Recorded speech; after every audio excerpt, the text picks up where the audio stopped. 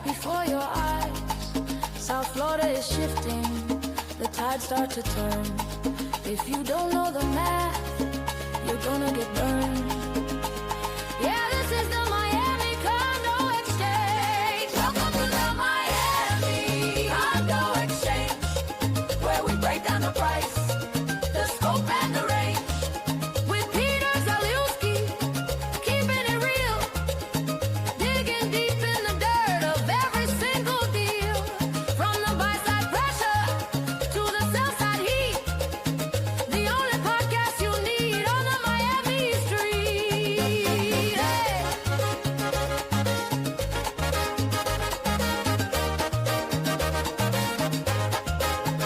Real numbers, real talk. The hyperbole stops here. This is the Miami Condo Exchange, y'all.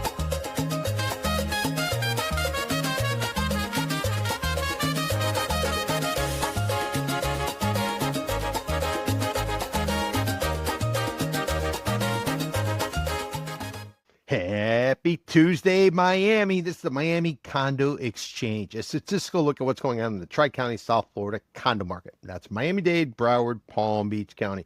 What are we talking about this week? We're talking about how, for the first time in 20 months, we're actually seeing a reversal. We're seeing the vintage condo market take off, and we're seeing the modern condo market fall down. Now the vintage condo market, and those are condos at least 30 years old or older, one's under greater scrutiny as a result of the Surfside condo collapse back in June 24, 2021. Nearly 100 people died, billion-dollar settlement paid out to the families of the victims. Florida legislature put in place all kinds of mandatory inspections and other rules that are primarily impacting vintage condos, 30 years old or older.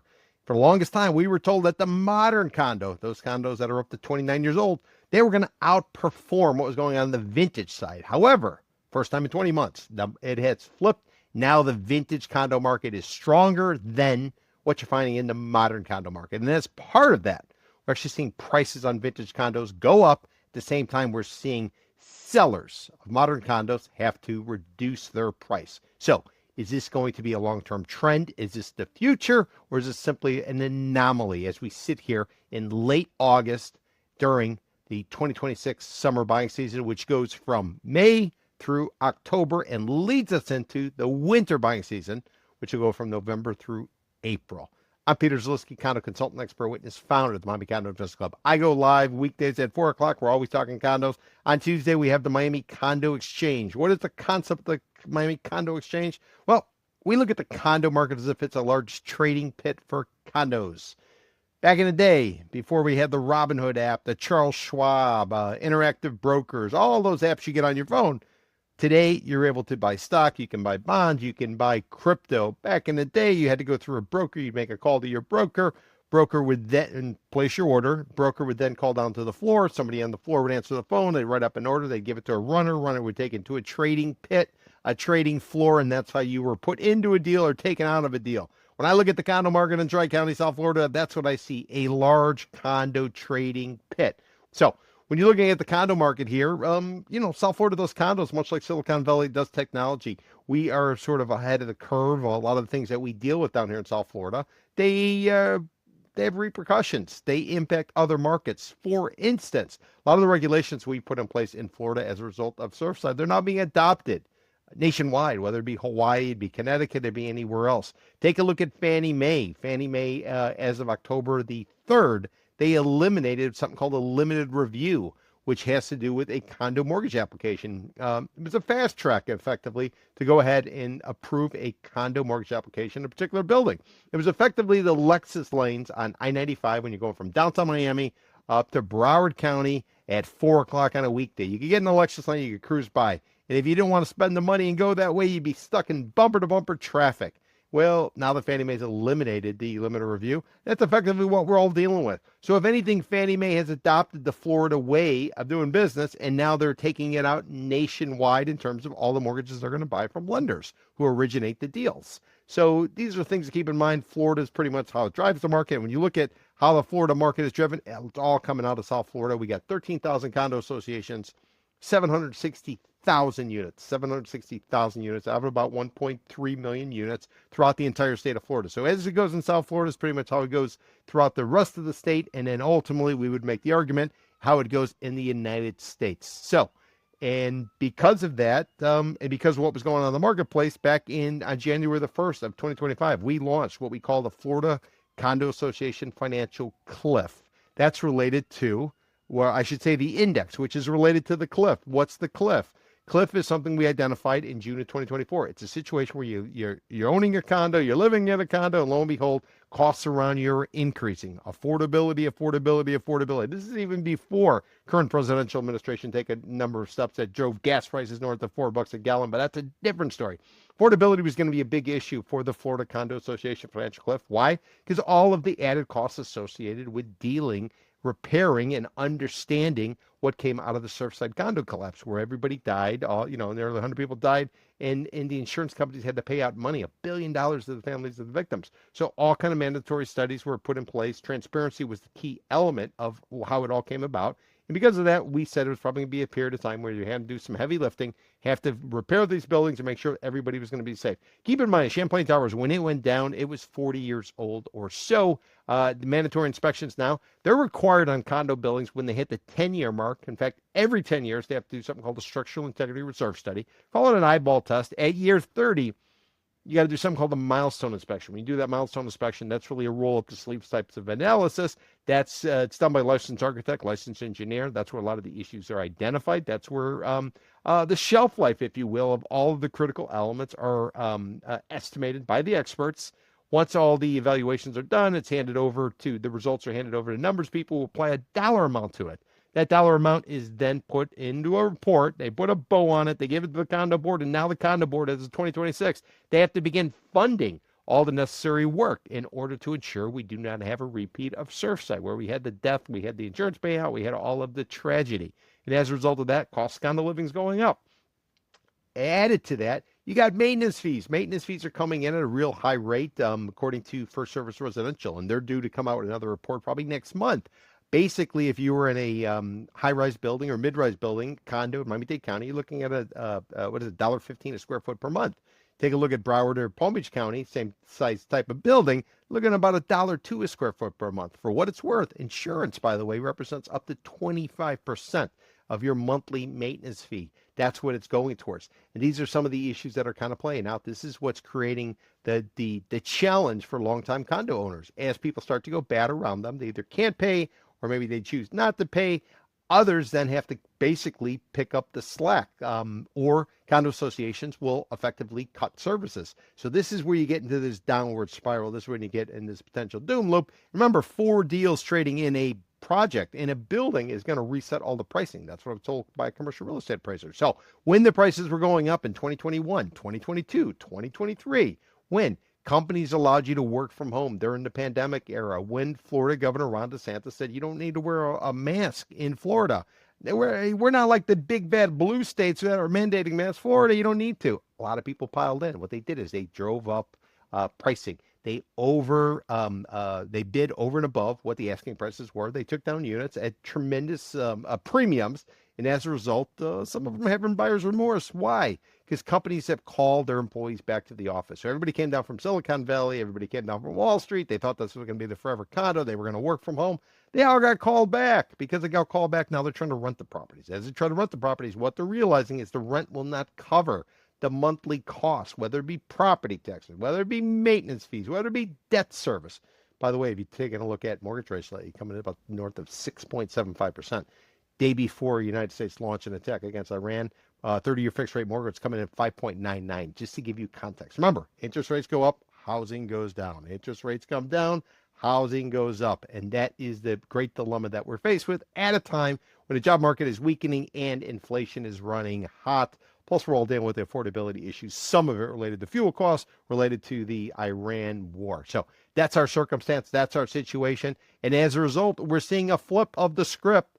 We were told coming into this Florida Condo Association financial cliff, and we have an index in order to track it. We have an index that's tracking South Florida overall. We look at Miami-Dade, we look at Broward, we look at Palm Beach County. We do another 19 markets. In addition, we have an index or indices that track the vintage side of it.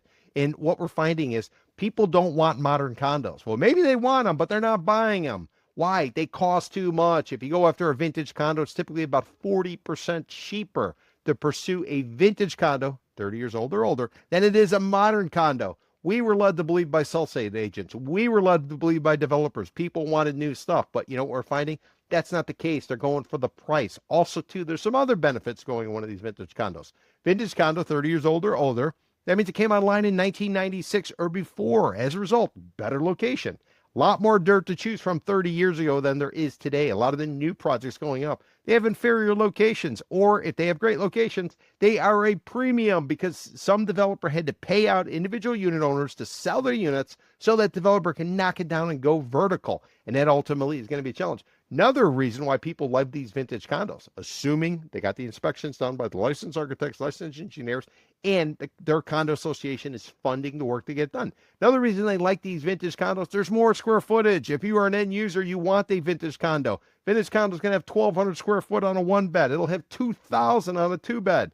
You know what it is today? 750 square feet on a one bed, 1,000 on a two bed. So if you want more space, you want a better location, you're going for a vintage condo. Third, which isn't a big deal to me, but it is for some people. I don't have a car, haven't had one since 2013. Chose to give it up, was not court ordered, so don't get any ideas. But the reason some people like vintage condos is you have the ability to self-park. You have that ability to drive up into the building, go to your spot, leave it there, grab your groceries, grab whatever you're bringing, or drop it off, whatever. You can do it all on your own.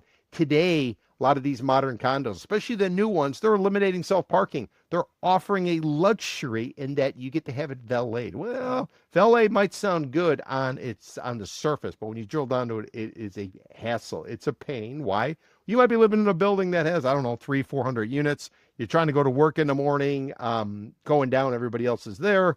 It might take a little while. Maybe they lose your keys. Maybe you're coming down the elevator. You're ready to pick up your car. You forgot something. You got to go all the way back up. It takes 20 minutes in the elevator. Round trip. They have to repark your car. Then it's a pain. It's a pain. So many people, they prefer the vintage condos for that purpose. Why would they have LA parking rather than self-parking in these buildings? Because it costs about $40,000 a parking space in order to build. And if you're spending $40,000 to build a parking spot, it either cuts into your profits and or it's going to jack up your costs. One way to get around it, and keep in mind, it's typically about 1.5 parking spaces per unit in a building. One way to get around it is to tandem park the spaces. Another way you can do is you can almost put a lift above it. So you can get three cars in a general area. That is going to bring a lot more efficiency, but you can't do that if people are self-parking. And as a result, modern condos, many of them increasingly, especially the ones that have come on recently, they are not going to give you the ability to self-park. They're going to give you the luxury of FLA. So why do people want vintage condos? Real simple. 40% cheaper across the board on the asking price. Number two, better locations. Were built in 1996 or earlier. More dirt to choose from. Bigger square footage. Now, if you're an investor, this could be problematic. You got to make sure you buy low because as an investor, price per square foot is crucial. Square footage is crucial to everything. You want efficiency. You don't want big areas with wasted space. So that's something you have to sort of balance.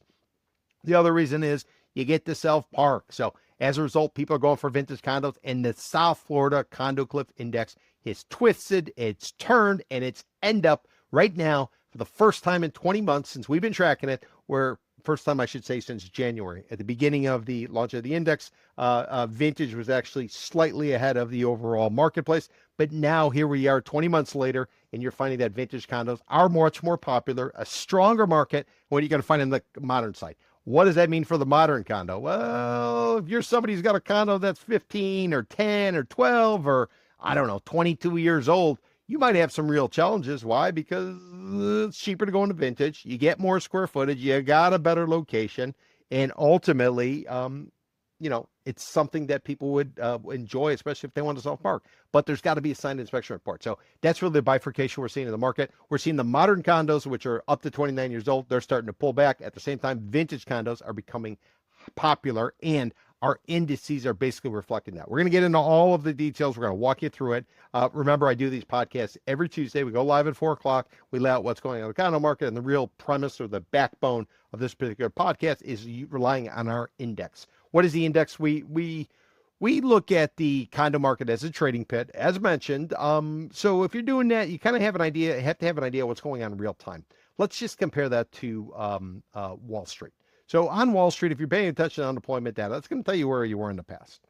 If you want to know where the future is, what do? You follow the indices. You could follow the Dow Jones, you could follow the Nasdaq, you can follow the S&P 500, you can follow the Russell, and that'll give you an idea of where people think the market's going versus the unemployment number, which told you where we were in the past.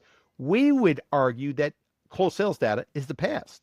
It happened a while ago. Typically, data is released at the end of a quarter. Therefore, something that may be closed in July, and we're in August right now, going in September.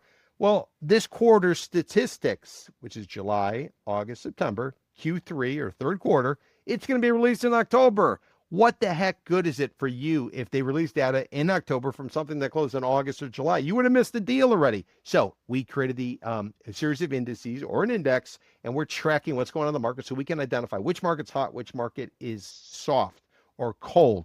Which market should you be playing at if you're an investor? Which market, if you're a listing agent, do you want to get a listing in, and which one do you not? Where should you be strong on pricing? Where should you be not? And that's basically the premise for the South Florida Condo Cliff Index. So what we're going to do is we're going to share our screen with you. We're going to show you some line charts. We're going to show you some statistics. We're going to tell you what's going on in the summer buying season, which, by the way, vintage condo market last 3 weeks in a row is actually gone up. We were on a trend where we were losing week after week after week after week. Now suddenly it's sort of it's reversed, and as a result of that, we're going in the right direction. If you are a seller, if you're a buyer, there might be some pressure starting to build on you because more people are starting to catch on to what we've been saying, that basically you got about a 90-day window right now to kind of play the market. What's that 90-day window? Well, it's post-World Cup. We were led to believe, again, by the industry, the sell-side industry, the developers, that Miami was hosting a World Cup or a series of World Cup matches, 7 matches, 6 weeks. They end up selling 450,000 tickets over to Hard Rock Stadium over on 199th and 27th Avenue.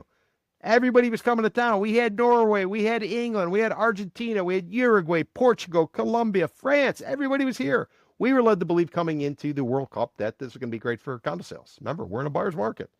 And what happened? Pending sales actually went down. So now that you're past this World Cup, this experience, which, by the way, I think the reason the condo sales didn't necessarily pick up, I think it had to do with pricing, had to do with affordability, and people coming to watch World Cup and dropping the kind of cash they did on tickets. The Colombia-Portugal match, the tickets were $3,800 just to get into the stadium. And then you wanted to park, it was $250 and you couldn't tailgate. So I think a lot of people came here actually were soccer or football diehards. They came in here and maybe they'll circle back if they like the area and maybe they'll take a look at a condo. But you want to talk about a big disappointment is what I would say for the World Cup when it pertains to the condo market. So once we get out of that, we then get into, remember, the World Cup went from like June 11th to like the 19th of July. Then we get into August, and what happens in August? August is notoriously a dead month. This is when people take their vacations, whether they be in Europe or they be local. School goes back at the end of August. As a result, parents will take their kids on vacation. They'll come back. They put them in school. But then Fannie Mae hit everybody with the elimination of the limited review on August the 3rd, making it much more difficult for some of these buildings in order to get financing. And if you can't get financing in a building, you effectively can only sell to all cash or people with hard money loans.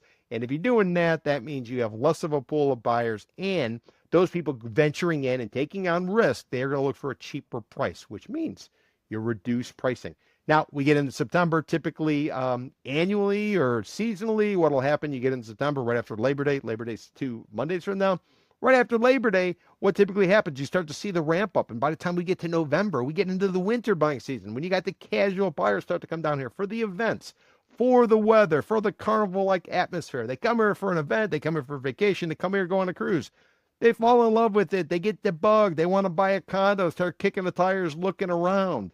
And ultimately, by the time they negotiate a deal, they tend to close in the summer buying season of May through October. So we're in this window right now where you should start to see the market ramping up. However, we got midterm elections coming up. They are going to be contentious. And because they're going to be contentious and the direction of which way Congress is going is in question. So are people going to step forward? Are they going to turn around and try to buy a condo before they know kind of the direction of the country, the direction of Washington? Are we going to see a Democratic takeover of the House and the Senate, or is everything going to remain the status quo? What is that going to do for healthcare costs? What is that going to do for affordability? What's that going to do for the current trade war with Canada? Canada, by the way, you should care if you're in South Florida, because the Canadian buyers are a significant portion. They have significant holdings.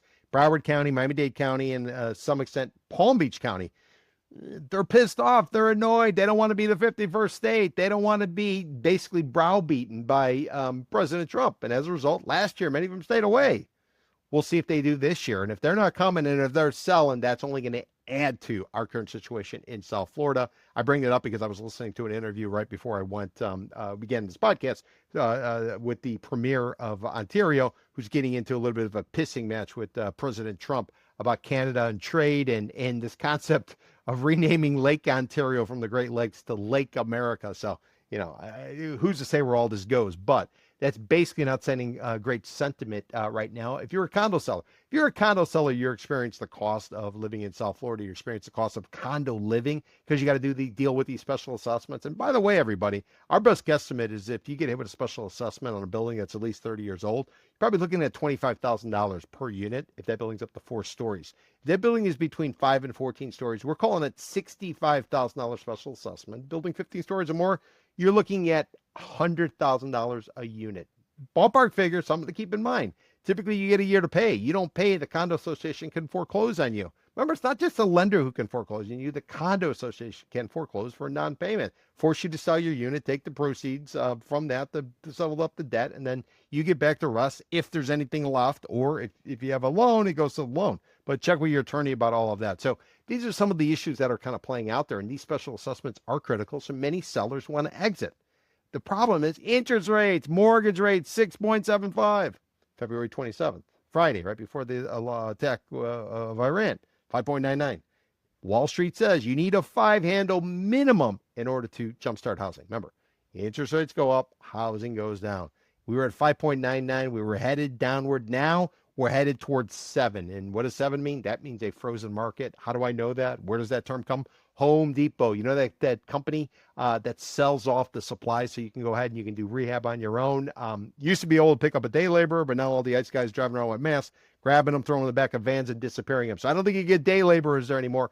But Home Depot is saying that their sales have slowed because of a frozen housing market. And a frozen housing market is not good for a seller, but it is great for a buyer if you're looking to negotiate. Not a lot of people looking to play. And if you are in South Florida, this window leading up to basically the midterm elections is probably going to be pretty quiet, probably going to be a situation where if you are in the market, this is a perfect time from the buy side to lowball is what we've been saying. We'll stick to it, and we really think that's the right play. Now, how do you know what time it is to buy? When do you know it's the right time to buy? How do you avoid catching a falling knife? We'll get into that later on during the presentation. But all that being said, let's go ahead. We're going to share our screen. I'll remind you, you're watching this live. As a result, you're seeing everything for free. Once the podcast is over, we're going to go ahead and edit it. We'll edit it for sound. We'll edit it for template and look. Then we'll make it available on demand. But in order to see it on demand, you got to be a member of the Miami Condo Investing Club. You want information about joining an ecosystem, a community that we're building for those people interested in straightforward condo information, not the sell-side hyperbole about trees growing on the moon, not the shamer commerce talk, but straightforward information that's actionable. You can go out and do whatever it is you want to do. Whether maybe you're a DIY buyer, you're doing it yourself. Maybe you're a buyer working with a broker and you want more insight as to what's going on. Maybe you're a sell-side agent. You're a listing agent. You can't sell your unit, can't figure out what the hell is going on.